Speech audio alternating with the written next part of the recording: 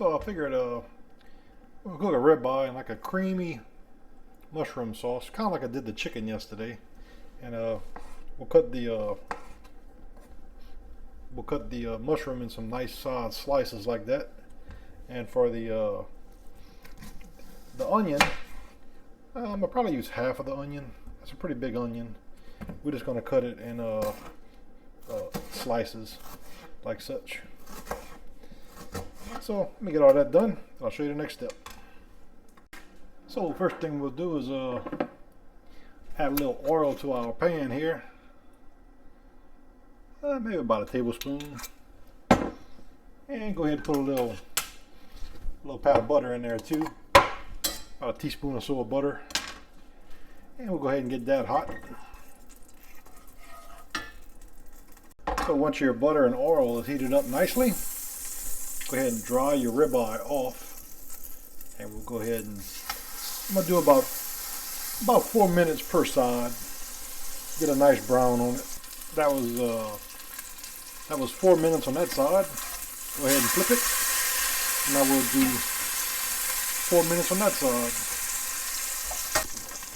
And we'll go ahead and add a little black pepper and salt, just to the one side here.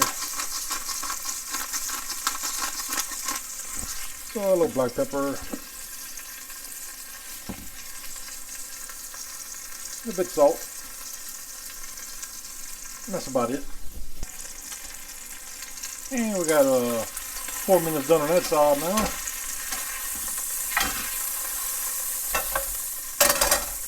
At this point we'll go ahead and add the mushrooms. This is 4 ounces of sliced mushrooms, and this is half of a slice of one large onion. Get all that added to it, and we'll cook this about between 5 and 10 minutes, just to get everything kind of a little brown on it, where the mushrooms kind of release that moisture. And just to kind of season as we go, we're going to add a little salt, and also some black pepper, a few grounds of black pepper, and that's about it. Like I said, between 5 and 10 minutes. So we'll deglaze the pan a little bit, add a little bit of some Sauvignon Blanc or whatever you have. And we'll let this cook out about 2 minutes, just to get all the sticky bits off the bottom of the pan. Go ahead and add our ribeye back. Put a little bit of the juice that came out of it. We'll go ahead and add some whipping cream to it. I'm not really going to measure it. I want to make a nice little gravy, so I don't know, about 2 cups maybe. And we're going to do about 2 cloves of some garlic. Just kind of squeeze it in there, with a little press. So let me get that done. You can certainly leave this out, but this is a little bit thyme. Maybe about 1/4 of a teaspoon. Add that to it. Thyme gives beef a nice flavor.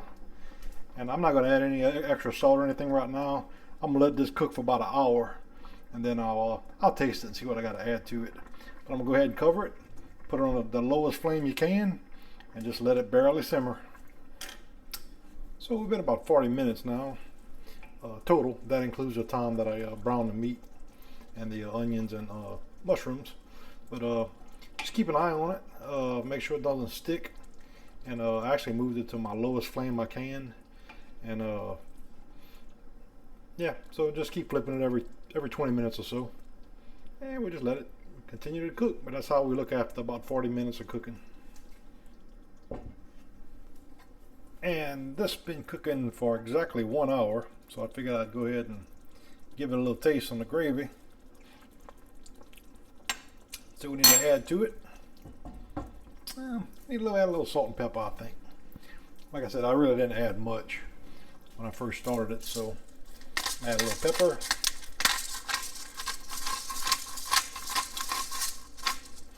And a little bit of salt. And not much, maybe I don't know, 1/8 or 1/4 of a teaspoon or so. I'm gonna go ahead and get that mixed up, let it cook about another 10 minutes, and then I'll taste it again.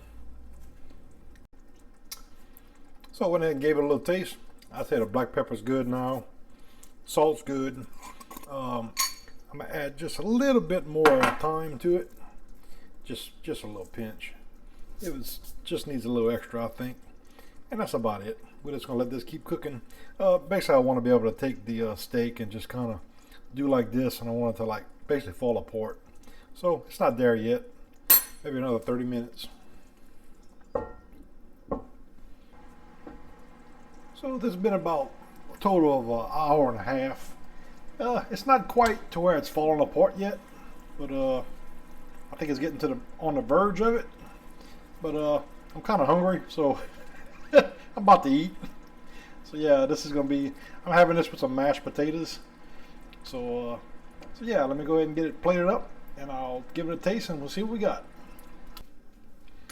So I'm having some mashed potatoes with this. So I'll get you a nice big dose of some mashed potatoes. And here's our ribeye. Go ahead and put that on it. Oh my Lord. And now we'll get a little bit of the gravy for the mashed potatoes and everything. Don't that look good for gravy? Probably the most unhealthiest way you can make a ribeye, but I'll tell you what, it's gonna be good. You know, put a little bit of the gravy on top, some of the mushrooms and the onions and whatnot. So yeah, there you go. A very creamy mushroom, onion, garlic ribeye with some mashed potatoes, and I put the gravy on top of everything. So I must say that does look absolutely delicious. Let's give it a little taste here, see what we got. Well, that just looks heavenly, huh?